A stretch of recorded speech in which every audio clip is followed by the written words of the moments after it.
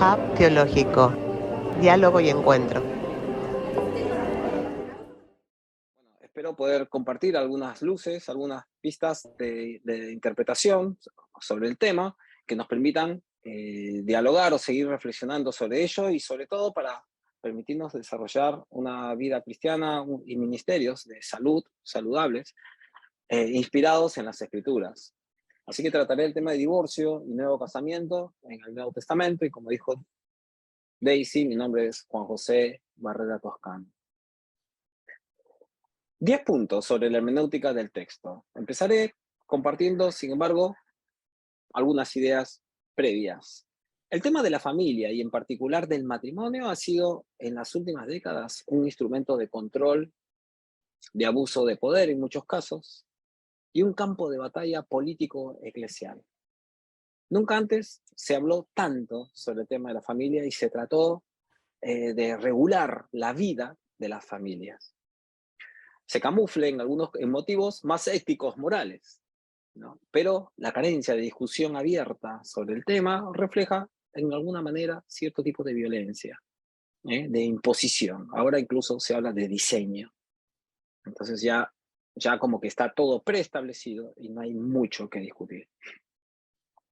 El tema del divorcio moviliza fibras muy íntimas del ser humano y de sus relaciones sociales. El divorcio aborda las relaciones de poder entre hombres y mujeres, porque no se trata el tema del divorcio de la misma manera, de forma equitativa, sino que tiene implicancias, ¿no? Algunas implicancias para unos y otros para otros. También tiene que ver con temas de clase social, de raza, ¿no? Y de cultura.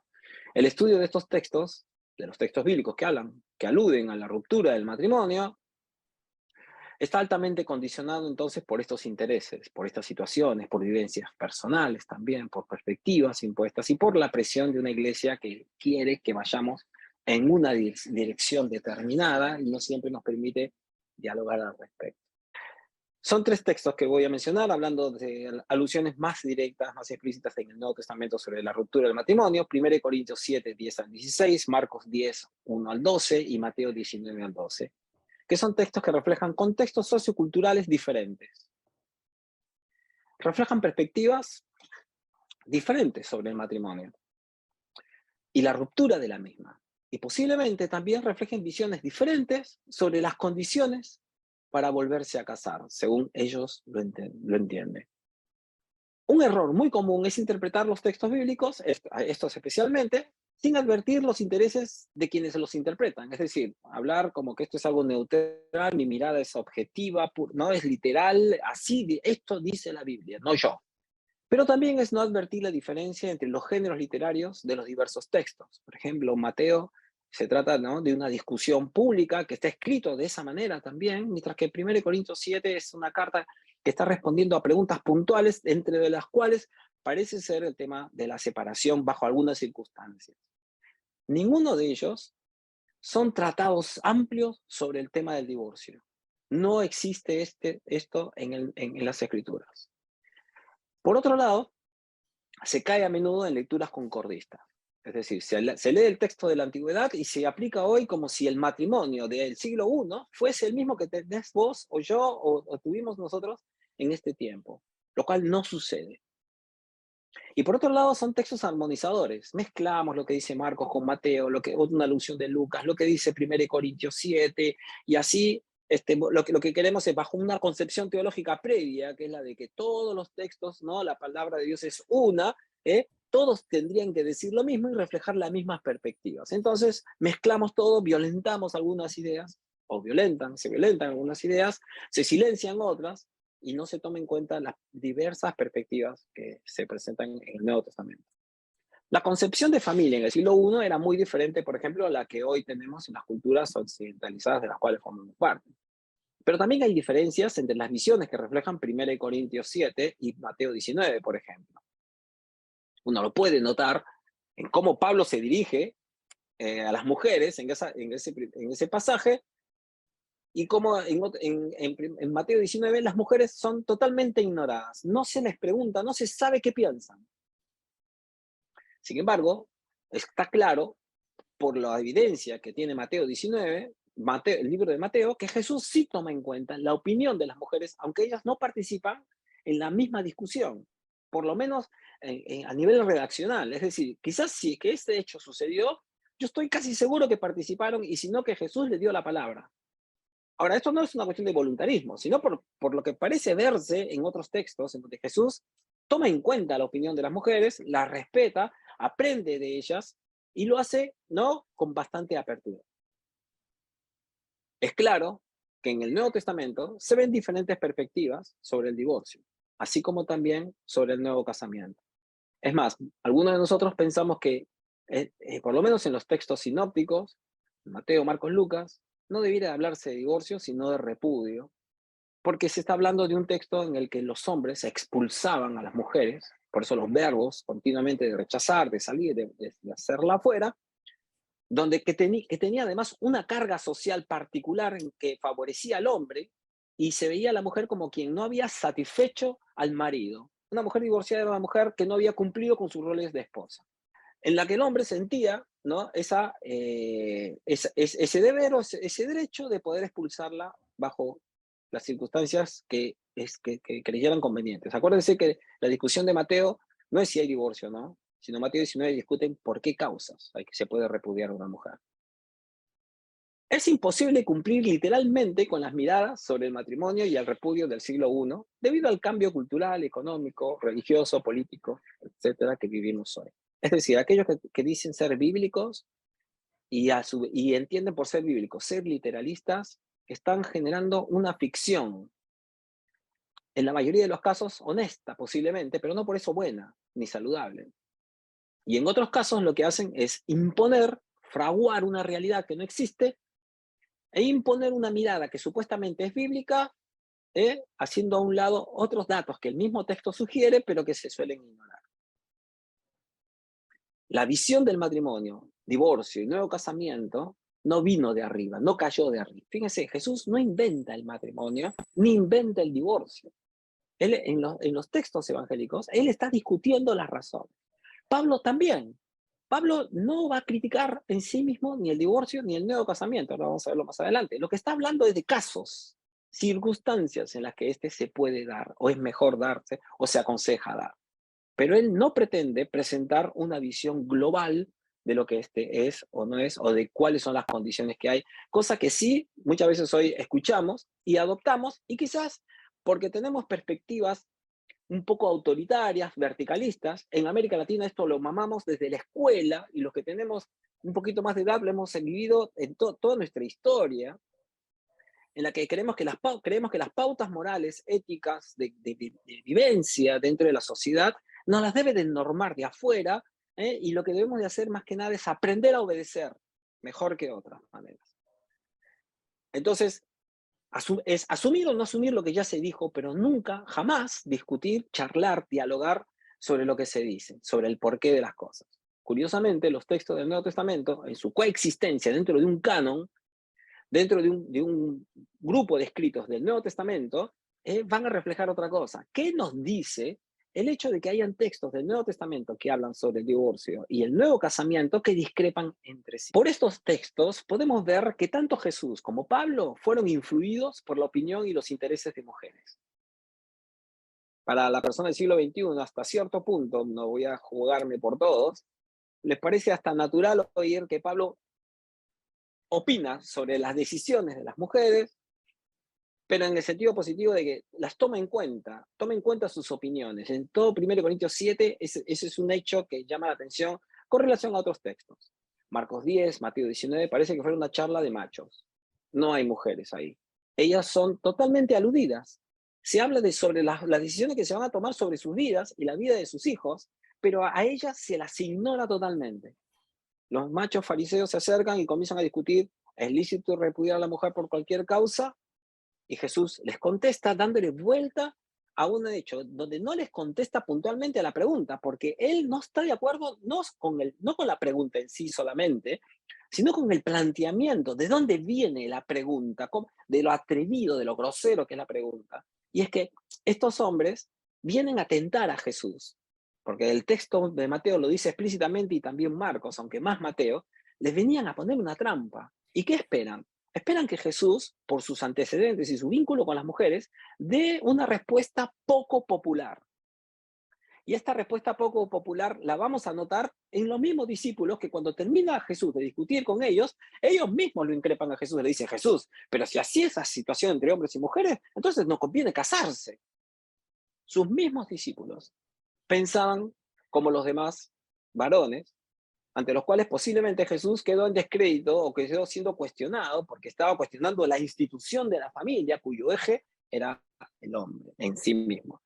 Pero en 1 Corintios 7 es claro que Pablo se vio influido por opiniones y perspectivas que aparentemente, o bien él las tuvo siempre, pero que reflejan un poco más la realidad, la visión sobre la mujer y la relación familiar y la participación de las mujeres en el mundo grecorromano. La mujer, por ejemplo, no se debe de separar, no debe negarse a su marido, pero el hombre tampoco debe negarse a su mujer. La mujer no debe de dejar a su esposo, es decir, tiene posibilidades de hacerlo, cosa que no está presente en los evangelios sinópticos. Y así, una serie de recomendaciones que se le dirige a ella, porque forma parte, en este mundo, de una sociedad donde las mujeres tienen más libertad. Tanto en Marcos 10, Mateo 19 y 1 Corintios 7 se apela a textos fundantes que aluden a la paridad y dignidad y derechos entre hombres y mujeres. Se ha discutido muchísimo sobre la cita que hace Jesús o que ponen en labios de Jesús en Marcos y en Mateo acerca del Génesis. Se discute si una cosa es primero o no, si se habla del cumplimiento literal o no de la ley, pero pocas veces se habla de cómo interpreta Jesús esos textos y a dónde va con esa interpretación. Y es que va hacia la dignidad tanto de hombres y mujeres creados a imagen y semejanza de Dios, en un contexto en el que la pregunta sobre el divorcio refleja cierta inferioridad de la mujer. Ahí no hay excusas ni verso, sobre que no, pero no se trata de inferioridad, se trata de un orden establecido, porque en la ejecución, porque en la práctica, porque en la vida cotidiana se dan las jerarquías. No basta con decir somos iguales si yo procedo con autoritarismo hacia la otra persona y la otra persona se le pide sumisión, someterse como la base para el matrimonio. Entonces, evidencia que la ruptura del matrimonio no es en sí mismo el problema, sino las condiciones en las que se suscita. Y esto es una clave de interpretación para estos pasajes de Mateo. Sobre todo este pasaje de Mateo, sí, 19 y Mateo 5, en la que la pregunta es, Jesús, ¿qué discute? ¿El divorcio en sí? ¿O discute las condiciones en las que las mujeres eran repudiadas? La falta de libertad que ellas tenían, por ejemplo, de poder hacerlo en caso de que tocara a una persona, un abusador o alguien que no cumpliera con algunos requisitos que ya parecen tener muchos siglos de existencia y estar presentes, como los reflejan Éxodo 21, Deuteronomio 21 también, donde habla de los requisitos que debía tener un hombre, cumplir un hombre para ser un buen marido. Y cuando no los cumplía, podía cuestionarse la relación e inclusive llegar al divorcio, aunque no había tal derecho para la mujer. En Mateo 19, 1 al 4, por ejemplo, 1 al 12, perdón, se habla de repudio, una concepción de ruptura del matrimonio que solo el hombre podía ejercer. La mujer no tenía derecho a ello. No se conocen textos del mundo judío donde la mujer pudiera repudiar a un hombre. En todo caso, se conocen algunos judaísmo de la diáspora, donde mujeres de dinero o de alta posición social podían hacerlo, pero en este caso ellas se piensa que en realidad esos escritos, esos fragmentos que se encuentran donde ella podía apelar a los ancianos del pueblo para que ellos a su vez fuesen y persuadieran al hombre para que el hombre le concediera el repudio, le concediera el divorcio, la ruptura del matrimonio. En algunos casos esto era más fácil, en algunos casos esto era una labor imposible. Es llamativo, es sorprendente que mientras hay textos que hablan de la justicia, de las relaciones de paz y todo, no se ve así en las que se mencionen, por ejemplo, casos de abuso de poder de parte de hombres sobre mujeres. Y en el que sí se les permitiera a las mujeres repudiar al marido, aunque se dice, como dije en los textos del Éxodo, que se dice que si él no cumpliera con el alimento, con el vestido y con la vida marital, sexual, afectiva, ella podía, bueno, en realidad el castigo ahí era que el hombre no podía divorciarse de ella nunca más, y debía de cumplir con estas cosas. 3. A diferencia de Marcos 10, en Mateo 19, Jesús rechazó el repudio por cualquier causa.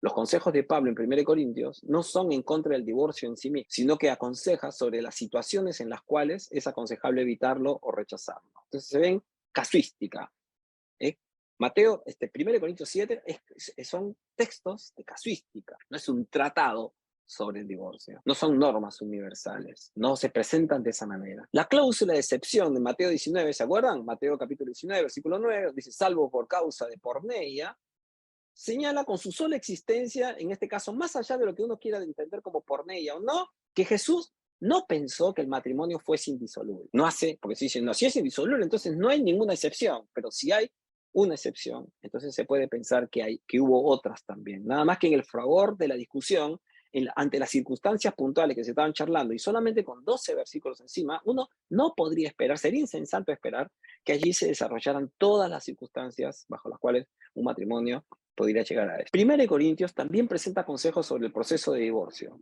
pero no lo censura en sí mismo. Y este es un dato que es muy importante. El nuevo casamiento, después del divorcio, no es un motivo de discusión en estos textos, puesto que se da por sentado. Una vez en una conferencia, aprovechando que tengo 2 minutos, me preguntaron, ¿no? Pero no dijiste nada sobre el nuevo casamiento. Lo que pasa es que es tan insensato pensar que en el Nuevo Testamento se permite el divorcio y se crea que no se puede volver a casar una persona, que la verdad que no vale la pena ni discutirlo, porque sería una forma de condenar a la persona a una vida que si bien es cierto, se elige por voluntad propia, es entendible, pero cuando es una imposición, un castigo, realmente es más que un acto de maldad que se desconoce y se distancia tanto del espíritu de Jesús como del de Pablo. Se da por sentado que hay un nuevo casamiento y lo que se hace es dar consejos o legislarse dentro de la comunidad de fe más cerradas o conservadoras cuáles son las circunstancias bajo las cuales una mujer podía volver a casarse o un hombre podía volver a casarse, salvo en caso de que hubiera porneia en Mateo 19, por ejemplo. Pero aún en este caso, y esto también es un punto importante que quisiera mencionar, aún cuando hubiese sido por causa de porneia, que en las traducciones hemos insistido en seguir traduciéndolo por adulterio, cuando no necesariamente es así, o no excluyentemente es así, no se dice que tal imposibilidad fuese de por vida. ¿Por qué? Porque haciendo una hermenéutica contextual y que lea al Evangelio entero del Espíritu de Jesucristo, es difícil pensar que Jesús no contemplara el arrepentimiento en caso de personas que hubiesen cometido, vamos a decirlo, si gustan, adulterio, y por lo cual hubieran llegado al divorcio. Que mañana por arrepentimiento, no en cuanto a regresar con la misma persona, porque la persona quizás ya no quiere volver con él o con ella, o esta persona no quiere volver con esa persona, con la otra, con la pareja, mañana no pudiese volver a casarse con otra persona dentro de la comunidad de fe, en la comunidad de fe, si quizás había mostrado arrepentimiento en el nuevo comienzo. Entonces, dentro del espíritu de misericordia, de restauración, de crecimiento, de gracia nuevo testamentaria, sin facilitar las cosas, y sin embargo, sí dentro de lo que es el espíritu de Jesús, el nuevo casamiento, tanto en Mateo como en 1 Corintios 7, se ve claramente como visible, y yo creería que también en Marcos 10, aunque no se desarrolla puntualmente el tema en ningún versículo.